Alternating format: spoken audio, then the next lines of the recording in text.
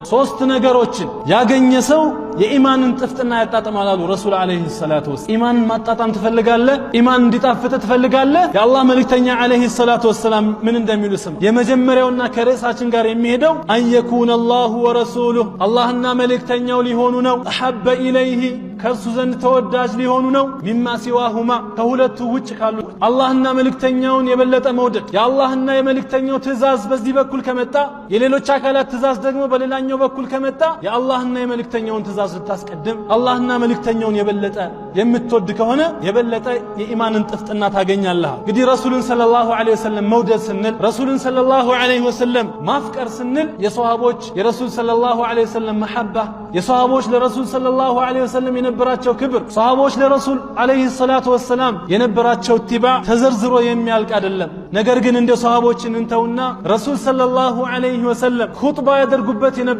ጉቶ እንጨት ለብዙ ዓመታት ረሱል ሰለላሁ ዐለይሂ ወሰለም ተደግፈውት ኹጥባ ሲያደርጉ ከቆዩ በኋላ የአላህ መልእክተኛ ዐለይሂ ሰላቱ ወሰላም ሚንበር ሲሰራላቸው ነቢያችን ዐለይሂ ሰላቱ ወሰላም ወደ ሚንበር ወጡ። በዛ ሰዓት ይህ ጉቶ ምን አለ ትላላችሁ? ረሱልን ሰለላሁ ዐለይሂ ወሰለም በመናፈቅ ረሱልን ሰለላሁ ዐለይሂ ወሰለም በመውደድ በሸውቅ ስቅስቅ ብሎ ያለቅሳል ይሄ ጉቶ።